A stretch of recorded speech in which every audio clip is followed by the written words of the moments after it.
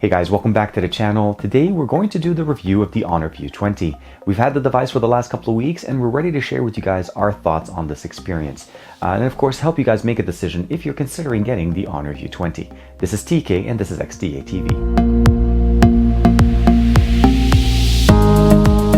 A couple of weeks ago, we had an opportunity to check out a press event from Honor to give us a little bit of a sneak peek as to what the View 20 has to offer. We were shown the View 20 in Phantom Blue and then Phantom Red, and we also did receive a review unit to be able to check out and share with you guys our thoughts. But overall, as far as the contents of the box, that we have a power brick, a USB-C to USB-A cable, and as well as a clear case, and then of course a SIM ejector tool. Since this device does include a 3.5mm headphone jack, no dongle was included in the box. Looking over the specifications of this device, this is running the brand new Kirin 7nm chipset running dual NPUs, and that's the Kirin 980.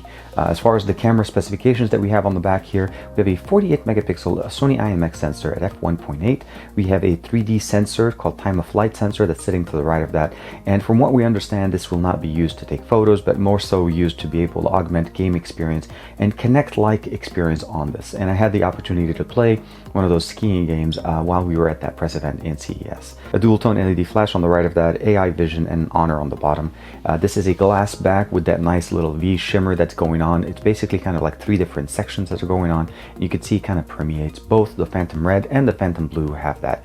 Although for some reason I feel like the Phantom Blue does that a little bit better, and this is actually my favorite color, and I've been using this version or this device as the daily driver for the last couple of weeks. So the fingerprint sensor is very nice. We also have gesture control on top of that. No wireless charging unfortunately, but we do have a 4000 milliamp battery that's housed right behind this back that will be powering our device, and this will be powered or charged using the USB-C connection at the bottom with the included charger. That's the supercharged version 1.0, the 20-watt chargers. So unfortunately no 40-watt superchargers, and we would have really appreciated that with that 4000 milliamp battery, but I guess there had to be some compromises, and the supercharged 1.0 is still very fast. Just, you know, wish it was 2.0. On the right side of the device, we have a volume rocker and a power button and one of the antenna bands. On the left side, we have a SIM tray supporting 2 dual SIM cards, one of the antenna bands, of course. On the top, we have that 3.5mm headphone jack augmented by the EQ that's built into the device, as well as the IR blaster and one of the microphones. On the bottom, we have the USB-C for data and charge, a bottom-firing mono speaker, as well as one of the microphones. We do not have stereo speakers on this device, unfortunately. Switching over to the front, we have a 6.4-inch 1080p IPS panel, and the camera position, as you notice right there, it's actually positioned on the top left. We no longer have a notch, we have a punch hole camera, and the measurement here is about 4.5 millimeters, and very, very small, very nicely positioned at the top left of the UI. The main difference, of course, is what you're getting here is that we no longer have a notch, and you're getting more of a full display experience, and you can see that the colors kind of go all ever so slightly above it. So it's actually literally positioned in almost like a free-floating camera, but positioned on the top left. Fingerprint sensor, very nice, very quick. Let's go ahead and, lock it in, unlock, it works really good. I have gestures here that I can actually open up and close the notification panel, which is really good. It also works whenever you're in the, let's say, gallery application, so go ahead and open it, and you can actually swipe between the different media and you can customize these experiences. Face unlock is also present. Let's go ahead and put it in, and then you can unlock it, and it works pretty well. I've been using the blue one as a daily driver. As I mentioned to you guys, this is the Honor View 20. PCLT-L29 is the model.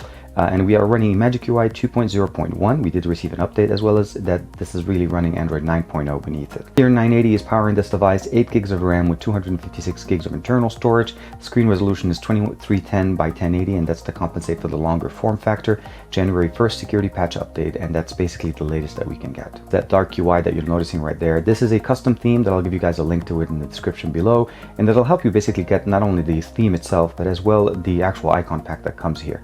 And once you download it, just save it directly into your internal folder, move it over to your themes folder, and once you do that, and you'll be able to see it under here, under my themes, and you'll be able to see it show up right there, the deep black 1.5.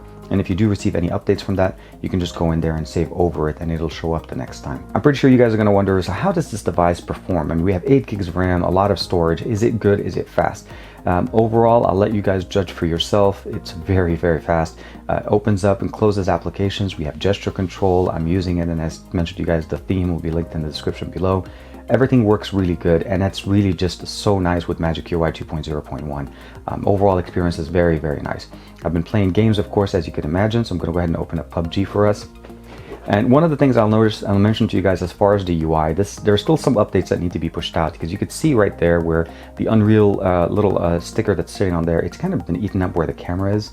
And I think mostly that's because of the fact that it's a static image, not a dynamic image, or something that you can actually move the information around. So for the most part, anything that is a static image, similar to the way we have it back here, you'll be losing very minimal amount of information there. The speaker is positioned slightly higher here, so whenever you're playing games, this is one of the cool things about it, is that you're not blocking the audio by holding the phone this way. The audio will always come up from here, and it does get loud enough. It's not the loudest speaker that I've heard on the device, but it definitely does look and work nicely. And as far as configurations with graphic, GPU Turbo is here and it is turned on, and we're running obviously Ultra at HDR and Classic. You can definitely move on to soft, movie, colorful, all of the stuff that you want. You can click it, and as you can see, very nice, very fluid, no hiccups, no stutters, even with a lot of people spawning and jumping in.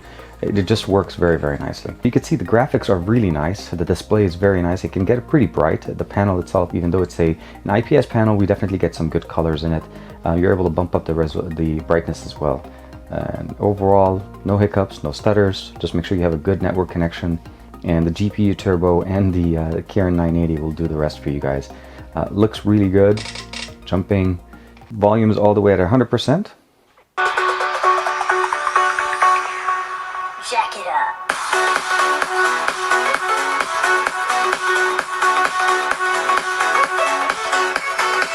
By no means the loudest speaker on the device, but definitely pretty good for the fact that it's a mono speaker. Give you a little bit of a bassy sound, but overall it should be okay for calls as well as listening to music. But again, if you're going to listen to music, either use the Bluetooth connectivity or the 3.5mm headphone jack, which is really nicely augmented by the fact that if you go under sound, we actually have a built-in, this is the Huawei Hisense sound effects, which is the built-in EQ. It's only activated when you plug in a headphone either via USB-C, the 3.5mm headphone jack, or Bluetooth, and then you can go in there and customize the auto, 3D sound, natural sound, and standard sound, and you can customize even the headset level, which really works very nicely. There is a notification light that's positioned on the top left right there whenever you do receive new notifications, as well as the fact that we are also able to use wireless display, and not only just standard wireless display, we can project EMUI desktop, or what has been rebranded as the Magic Desktop, using this functionality by connecting it and being connected to the same wireless network and connecting to a smart TV that has the same technology. So right here, you're noticing I'm going to be connecting to my Samsung 6 Series 40-inch TV, and I'm able to project and open up Chrome and just as a normal desktop using the touchpad on the display wirelessly to be able to project the actual experience. So the really cool thing about it is you can have your phone plugged in, use a keyboard, and just use it as a desktop mode. They do include a voice assistant built into the UI, and basically by default it's called Dear Honor, so we can program it this way. And then overall, it gives you the ability of answering, making calls, but as well as looking, and let's say you don't know where your phone is, it's sitting under the couch or whatever, you can actually initiate it by turning off the display, say, Dear Honor, where are you?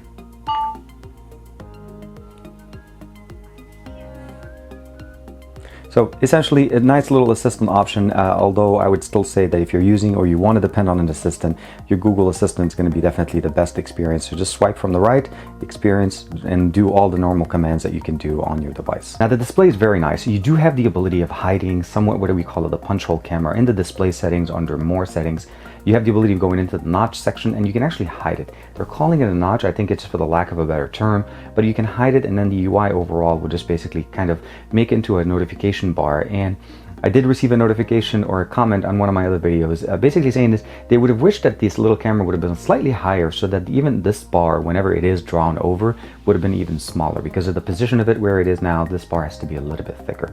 But you don't have to keep it in there. You can actually go into the actual app, disable it, and just keep it again as just a punch hole camera, and it just gives you even more of that 6.4-inch display to use. As you notice, I'm using gestures. We do have a few options as far as what we can use to control our device. So under System, we're able to go into System Navigation. We have gestures, is which I'm using. We have the 3-key navigation, and you can go in there and customize them, even add a open the notification shade button.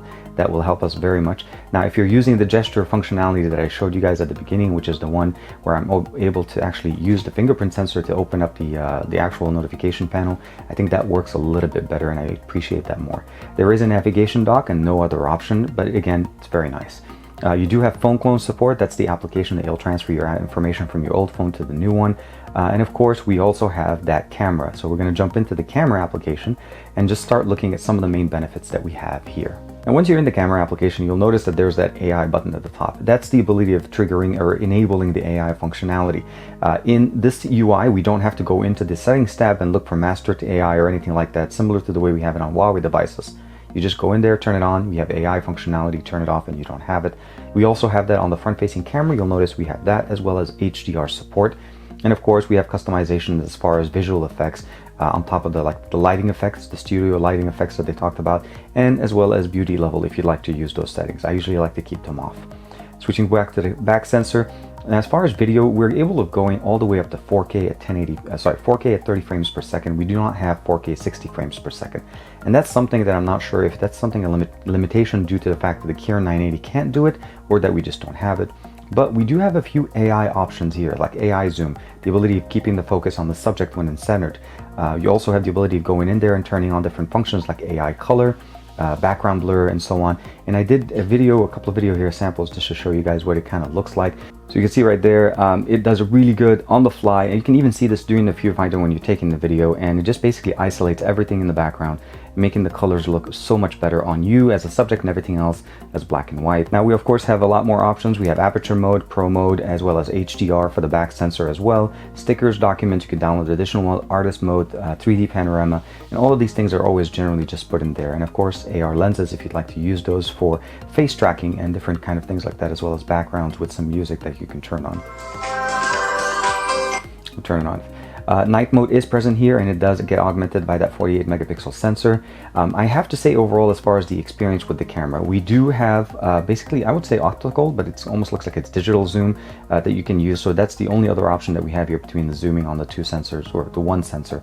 And of course we have the auto ISO here. You can compensate for that if you're trying to use the night shot.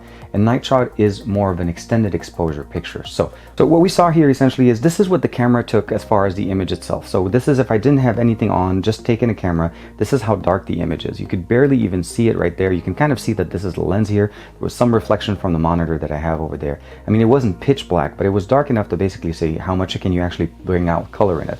And then when we use the night mode option here, you could pretty much see here, you can even read the word AI vision. You can see the sensors, you can see the fingerprint sensor, and you can also see my hand and the camera that I was using right above it, using with this phone. So overall, a definite improvement. I've seen really good options here as far as what we get with the 48 megapixel sensor, and I can definitely hope for additional options to be able to get more augmentations there.